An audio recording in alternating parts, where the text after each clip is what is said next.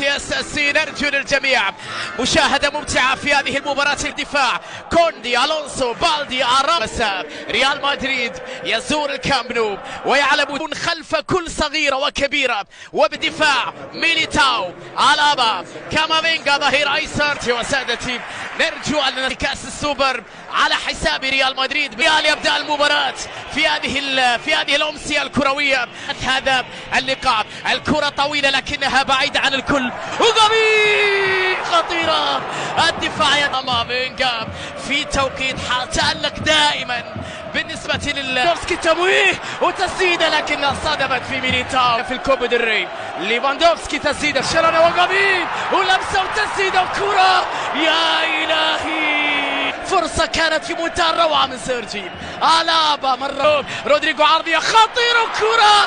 يا إلهي الكرة العرضية في منتهى الروعة. التغطية أيضا جميلة من أراوخو. رودريجو على الجهة اليمنى صعبة وطويلة على كارفاخال. هذه كرة عرضية الفراسية خطيرة لكنها في هذه كرة حلوة. لا شيء في هذه اللقطة. بدال اللقطة ذلك يكسب خطأ في هذه اللقطة من ألابا. طويلة خطيرة فرصة لكن الإبعاد. وبعد فينيا يلعبها القائم الأول كريم في التغطية. بعد تير شتيجن يتدخل. مودريتش على الطائر لكنها بعد رودريجو عدت. سرايا لم يكن فيها أي تسلل من كرة عرضية خطيرة وفرصة لكن الدفاع بوسكي. بعد كرة وتمريرة لكن الدفاع عرضية خطيرة لبنزيما. على الطائر حطها خطيرة حلوة كانت. على الطائر حطها كريم حلوة خطيرة لغافي بكرة عرضية ولكن الدفاع يلعب الكرة خطيرة باتجاه كريم بنزيما ولكن ما للحارس باتجاه رودريجو. الوانتو محاولة مرور تغطية من الدفاع خطيرة لبرشلونة. عرضية وكرة وفرصة. يا إلهي رنجي جميل فيني حطها. والكرة بعد ذلك بعد أن كان هدف لبرشلونة تحول على النقيض تماما.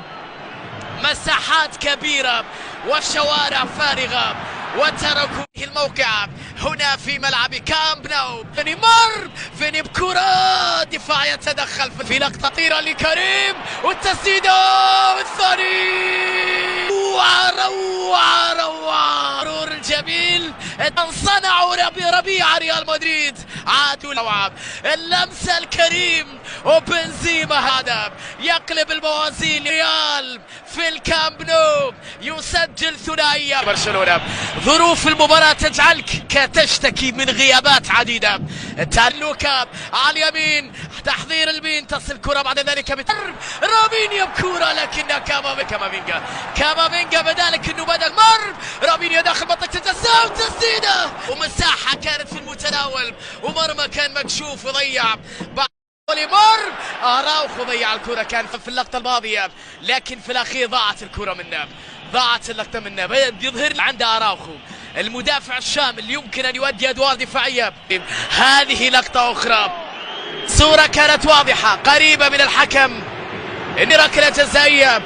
تير شتيجن بنزيما الثالث يا مدريد من علامة الجزاء. ثاني مدريدي بالكامل بروعة كبيرة.